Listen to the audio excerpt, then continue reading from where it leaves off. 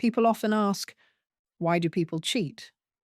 They expect an answer about sex, or temptation, or moral weakness. But if cheating were only about sex, it wouldn't destroy people the way it does. If it were only about desire, it wouldn't happen in relationships that are otherwise loving, stable, even caring. So the question is wrong. The better question is not. Why someone wants someone else, but what part of themselves they can no longer live with. This video is not about justifying betrayal. It is about understanding what breaks before betrayal happens. 1. People cheat because they are unhappy. This explanation feels comforting because it creates distance. If cheating only happens in bad relationships, then good relationships feel safe. But as Esther Perel writes in The State of Affairs, many affairs do not begin in marriages that are collapsing. They begin in lives that feel complete, structured, predictable. The bills are paid, the routines work, the roles are clear, and yet something feels absent. Not love, not care, but aliveness. Perel describes infidelity less as an exit from a relationship and more as an attempt to exit a version of the self that has become too narrow to inhabit. 2. People cheat because they are immoral. This explanation fails quietly because most people who cheat do not experience themselves as villains. They still show up. They still provide. They still believe they are fundamentally decent. This is not denial. It is self-justification. As described in Mistakes Were Made, but Not by Me, human beings are extraordinarily skilled at protecting their identity as a good person. When actions threaten that identity, the mind rewrites the story. It just happened. I didn't mean to hurt anyone. It doesn't change how I feel about my partner. The affair becomes framed as an exception, not a reflection of the self. So morality alone cannot explain cheating. Something deeper is regulating behavior. To understand that regulation, we have to talk about attachment. In Attached, Levine and Heller describe how adults carry early bonding patterns into romantic relationships. 3 broad styles emerge: secure, anxious, and avoidant. These styles do not dictate behavior, but they shape how closeness is experienced. Anxious attachment. For someone with an anxious attachment system, closeness is safety. Distance feels like danger. When reassurance fades, the nervous system does not calm itself. It searches. An affair, in this case, is not primarily about novelty. It is about being chosen, about confirmation that one is still desirable, still wanted, still real. The third person becomes a regulator, not of desire, but of fear, avoidant attachment. For avoidant individuals, intimacy itself can feel destabilizing.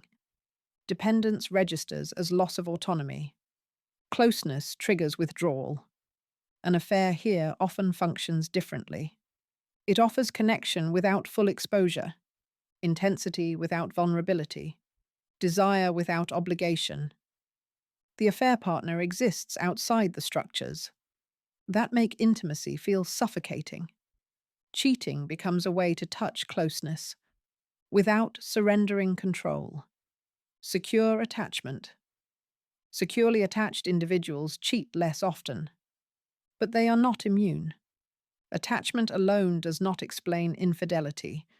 It only shows us how the nervous system looks for relief when tension builds.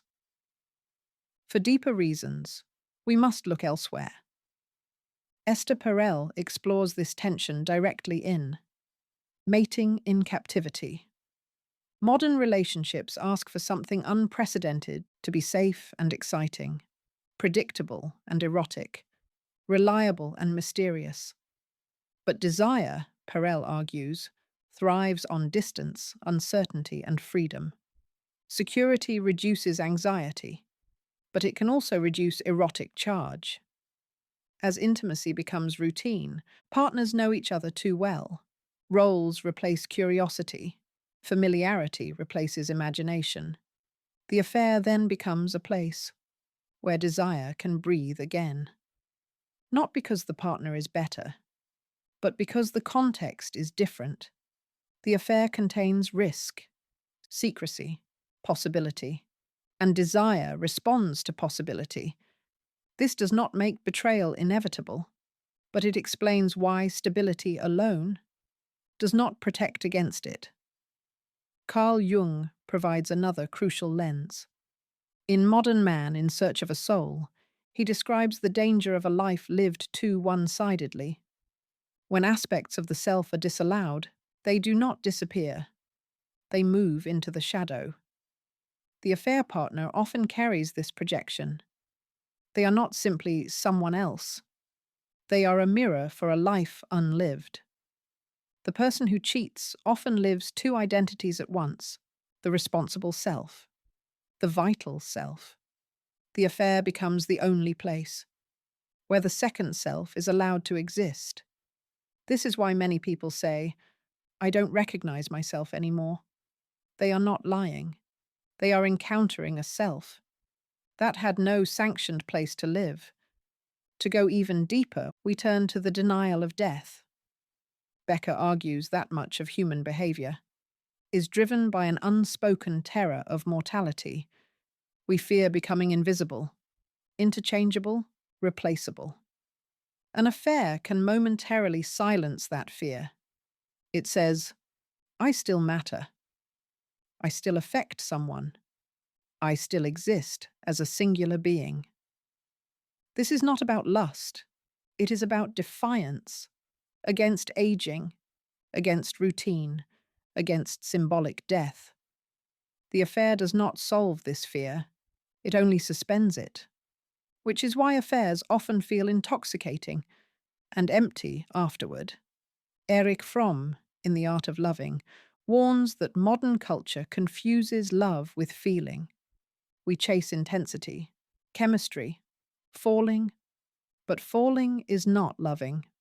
Fromm distinguishes mature love, which requires discipline, responsibility, and effort, from fusion, which seeks escape from loneliness. Sex can create the illusion of intimacy, but intimacy without commitment does not build love. It only masks isolation. Many affairs are not expressions of connection, but attempts to escape separateness. And escape cannot last. So why do people cheat? Not simply because they want someone else, but because their attachment system is overwhelmed. Their desire has nowhere to live. Their identity has narrowed. Their fear of disappearance has grown louder. Their understanding of love is incomplete. Cheating is not always a rejection of a partner.